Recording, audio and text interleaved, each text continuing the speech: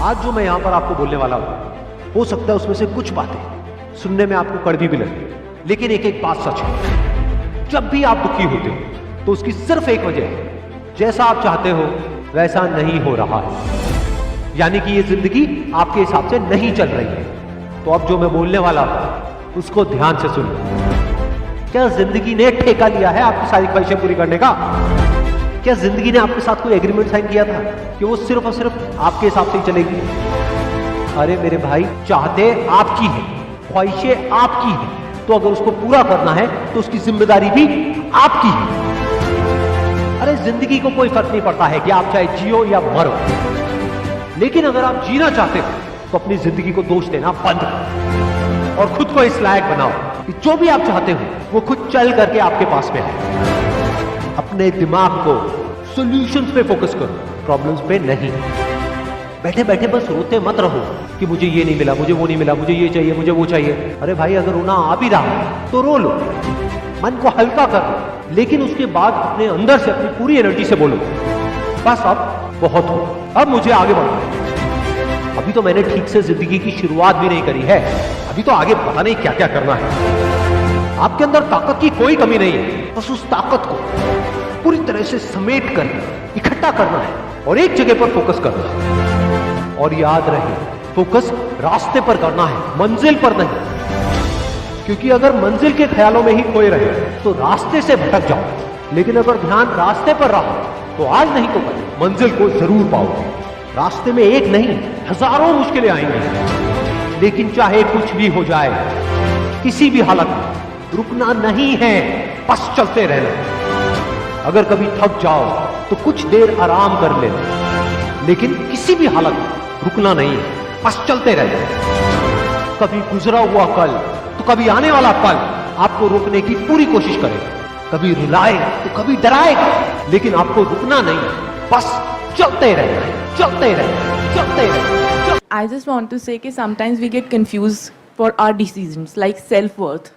We don't know about self-worth कि हमारा decision ठीक है, हम ये decision ले लें because of society, because of parents pressure. We think that हाँ we should do that, क्योंकि हमारे parents जो होते हैं हमारे first well wishers होते हैं, तो वो बताते हैं कि बेटा तुम्हें कुछ नहीं पता है, हम बता रहे हैं वैसे चलो, because you are not experienced in your life.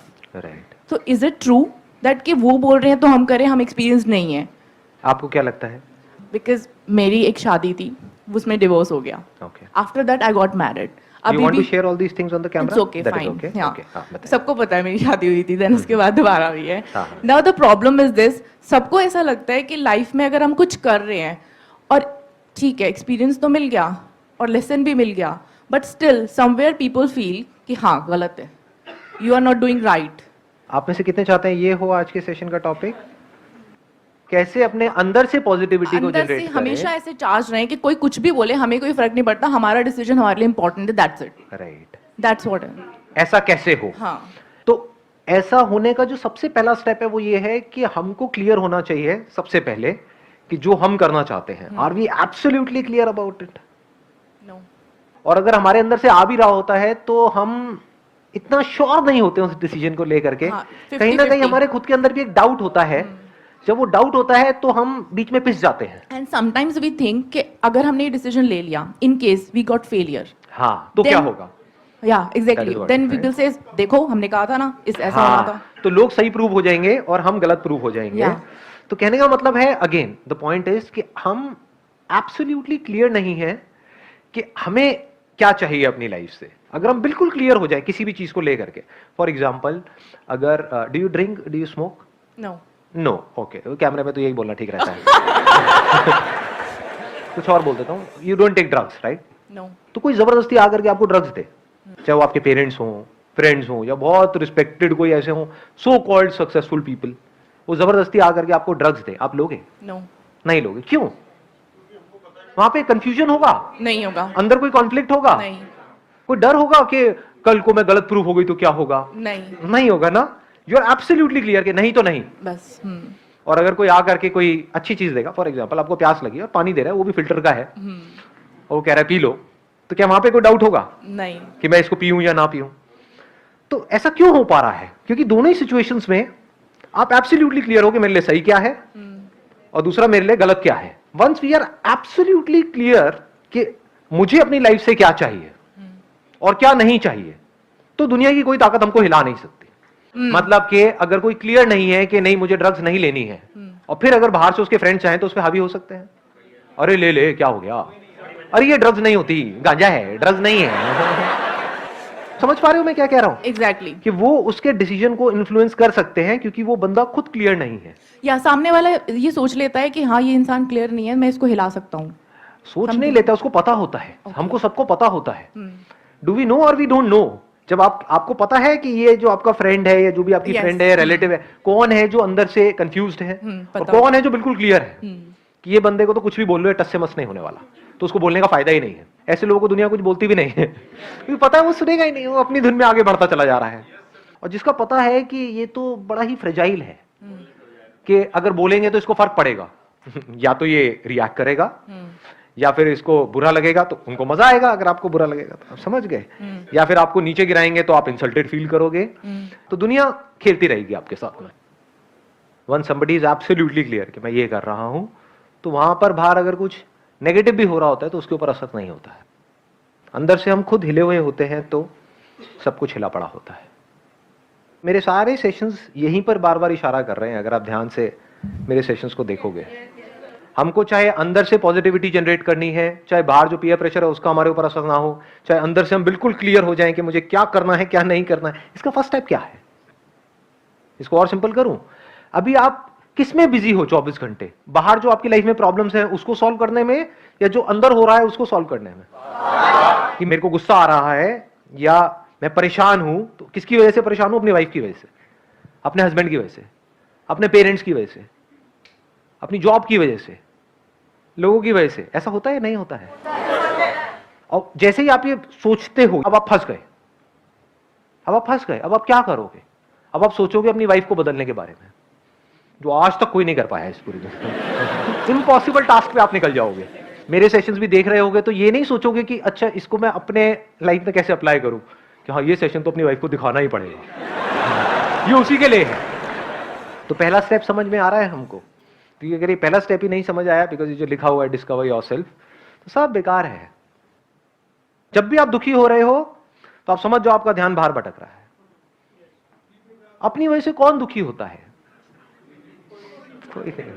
दुख की सिर्फ दो जड़ है, रिलेशंस और पोजेशंस, दोनों बाहर हैं। और बताओ दुख की तीसरी जड़ कौन सी है? नथिंग जी। तो अंदर ध्यान को मोड़ देने का मतलब क्या है? बारीकी से समझ लेना कि रिलेशंस और पोजेशन से मेरा क्या रिलेशन है। यानी आप अंदर की दुनिया को समझने की कोशिश कर रहे हो, यानी कि अपने एक्सपीरियंसेस से सीख रहे हो। ऐसा हम बोलते हैं बट कभी भी करते नहीं है। हम एक ही गलती को बार बार रिपीट करते हैं। हम एक गलती करते हैं, उसकी वजह से दुख होता है। कोई झूठ होता है, उसको सच मान लेते हैं, उसकी वजह से दुख होता है। फिर वही गलती बार बार रिपीट करते हैं और दुखी होते चले जाते हैं।